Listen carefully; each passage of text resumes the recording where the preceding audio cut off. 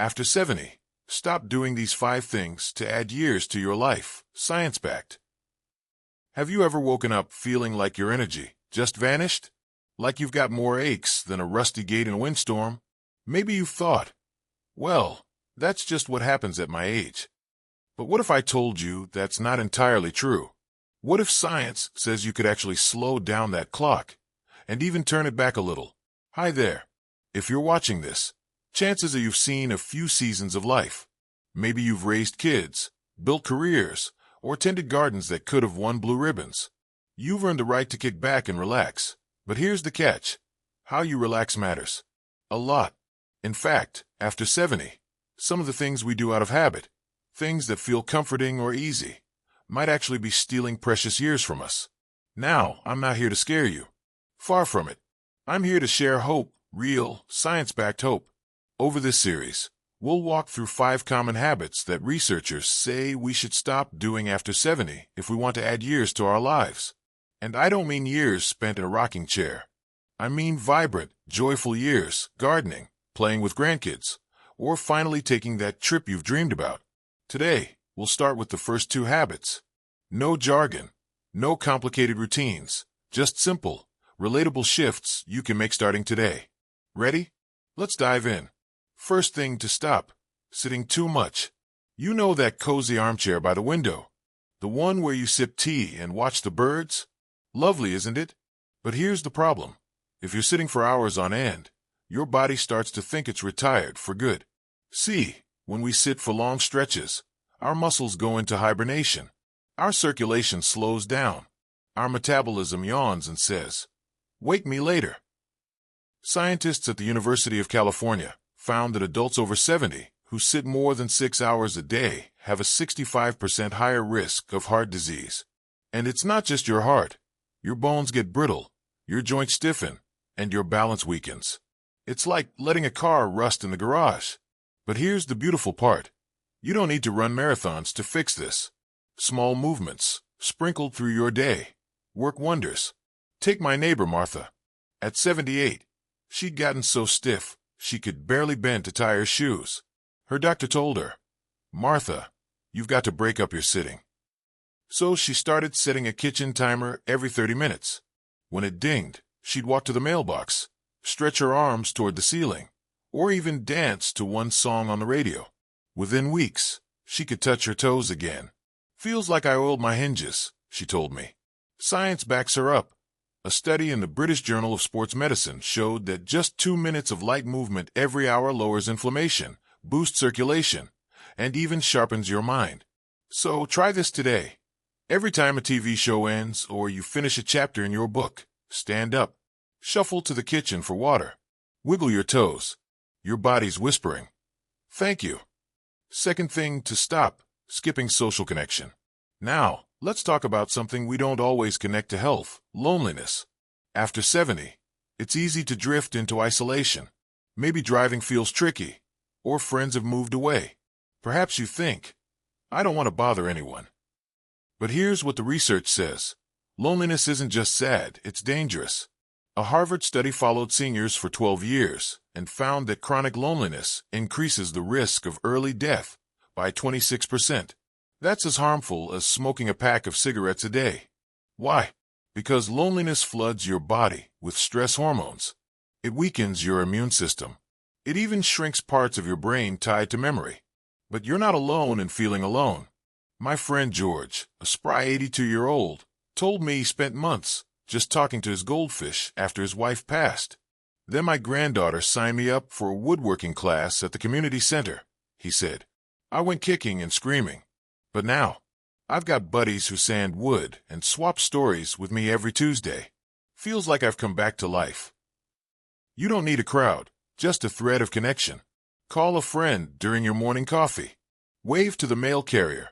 If leaving home is hard, join a phone-based book club or an online gardening forum. Even brief chats light up your brain like a sunrise. Remember, reaching out isn't a burden, it's a gift. To others and to yourself. So far, we've covered 2 big shifts, move more and connect more. Simple. Yes. But powerful? Absolutely. These aren't just habits, they're lifelines. And the best part? You can start right this minute. Stand up and stretch while you watch the next birds at your feeder. Pick up the phone and tell someone, "I was just thinking of you." In our next conversation, we'll explore 2 more habits, including one that might surprise you. It's about what you think is helping your health, but might be doing the opposite. Until then, be kind to yourself. You've earned it. That phone call you make, that stretch you do between chapters, it's like planting seeds in a garden you'll enjoy for seasons to come. Now, let's gently turn to something many of us do with the very best intentions, something we think is helping our health, but science tells us might be quietly working against us. Third thing to stop: over-reliance on supplements. Raise your hand if your kitchen counter looks like a pharmacy shelf. Bottles of fish oil, calcium, vitamin D, maybe a super greens powder? We've been told for years that popping pills is the shortcut to vitality. But after 70, that shortcut might be leading us down a bumpy road. Here's the truth your body knows, but can't tell you. More isn't always better. Dr. John Smith, a geriatrician at Mayo Clinic, puts it plainly. Older adults are the most oversupplemented generation in history, and it's often doing more harm than good. High doses of calcium, for example, can build up in arteries instead of bones, raising stroke risk. Too much vitamin E, linked to prostate cancer in men. Iron supplements can damage organs if you don't truly need them. Remember my cousin Edna?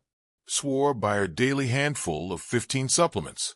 At 76, she started feeling foggy and nauseous. Turns out, her vitamin B6 was 6 times the safe limit. Her doctor said, "Edna, you're flooding your engine."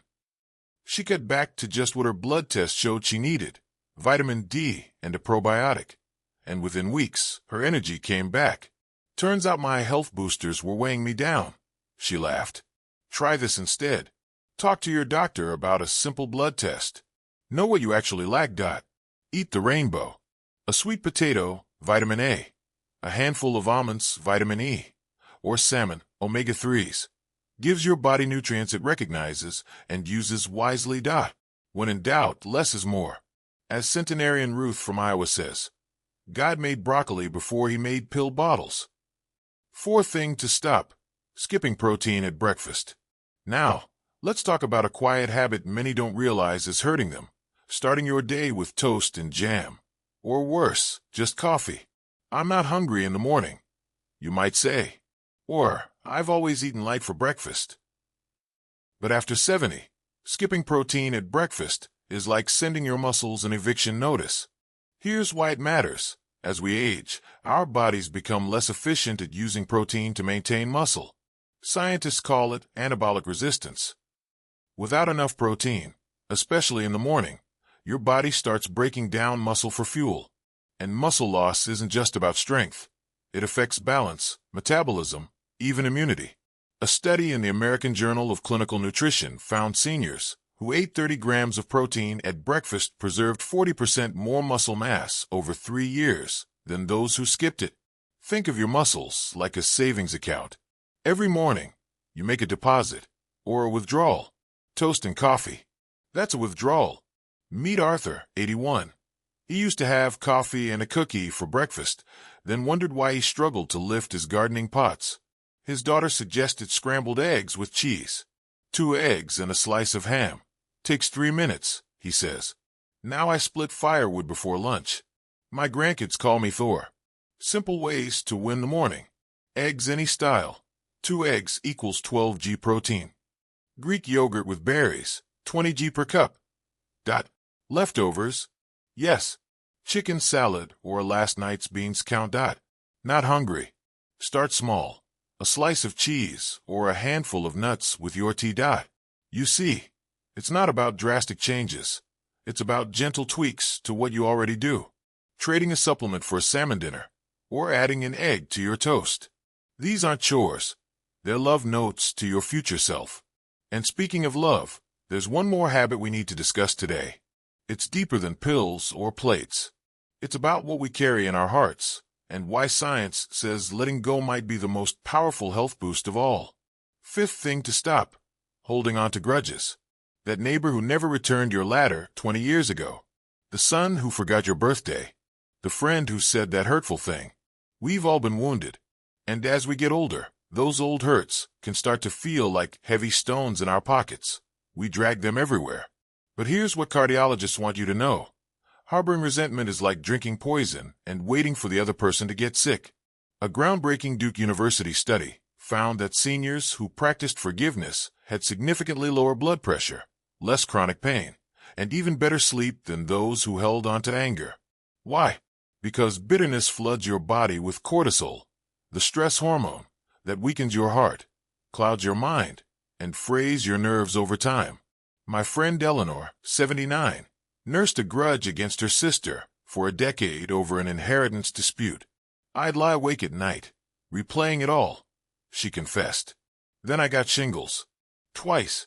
Her doctor gently asked, Eleanor, what's really exhausting your immune system? She finally wrote her sister a letter she never sent, just to release the anger. The shingles never came back. I sleep like a baby now. This isn't about excusing hurtful behavior. It's about freeing you. Try this gentle release. Write it down, then burn it safely. Watch the anger turn to ash. Shift the story. Instead of they ruined my life. Try that was hard, but I survived. Practice small forgivenesses. Let someone cut in line. Smile at a rude clerk. It's weightlifting for your soul. So where does this leave us? We've moved our bodies, reached out to others, simplified our supplements, fueled our mornings, and lightened our hearts. That's 5 shifts, but only 3 covered so far. We've still got 2 more to explore. One about a physical habit that accelerates aging, and another about a mental trap that steals joy. Next time, we'll talk about why taking it easy isn't always wise. Yes, science thoughts on that. And why chasing perfection might be the riskiest habit of all. But for now, look at all you've already begun. Every stretch, every phone call, every egg scrambled. It's you choosing more life. And isn't that a beautiful thing? Choosing more life. Isn't that what we're all after? Not just more years, but more joy in those years. More sunrises savored, more laughter shared, more moments where you feel truly, wonderfully alive. Now, let's gently turn to that physical habit I mentioned earlier, the one many of us mistake for being careful, but research shows might quietly be stealing our vitality. 6th thing to stop: avoiding all activity due to fear. Better safe than sorry, right? We've all said it. After a fall or a health scare, it's natural to want to wrap yourself in bubble wrap. But here's what heart specialists and gerontologists want you to know. Excessive caution can be just as risky as recklessness. When we stop moving because we're afraid of falling or getting hurt, our world shrinks, and so does our health. Dr. Elena Martinez, a researcher at Stanford's Aging Center, explains it beautifully. Fear of falling creates a vicious cycle. You move less, muscles weaken, balance worsens, fear grows. Breaking this loop is scientifically proven to add years. A study in The Lancet followed 2,000 seniors for 5 years and found those who avoided activities due to fear had double the risk of disability compared to those who stayed active, even after accounting for past falls. Meet my friend Walter, 83. After slipping on ice, he stopped walking beyond his driveway. I traded my morning walks for daytime TV, he admitted. Within months, I needed a walker just to get to the bathroom. His turning point?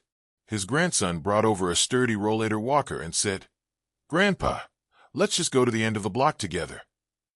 Walter's voice cracks when he tells the rest.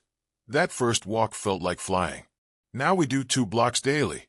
My doctor says I've rolled back my body clock 10 years. Safety isn't about stopping, it's about adapting. Use support fearlessly. Canes, walkers, and railings aren't giving up. They're tools for freedom. Try chair yoga or water aerobics. 0 impact, maximum strength. Community centers often offer senior discounts. Practice balance safely. While waiting for the kettle, hold a counter and stand on 1 foot for 5 seconds. Alternate feet. 7th thing to stop: believing it's too late to learn. Now, let's talk about a mental trap far more dangerous than any physical limitation: the belief that your best days are behind you, that learning a new skill, hobby, or technology is pointless at your age. This myth isn't just sad, It's scientifically wrong. Neuroplasticity, your brain's ability to rewire itself, doesn't retire. A landmark study at Boston University taught 70 to 80-year-olds complex skills like digital photography and quilting. After 3 months, their memories improved so dramatically. MRIs showed renewed growth in critical brain regions. Dr. Rachel Wu, who led the study, puts it plainly.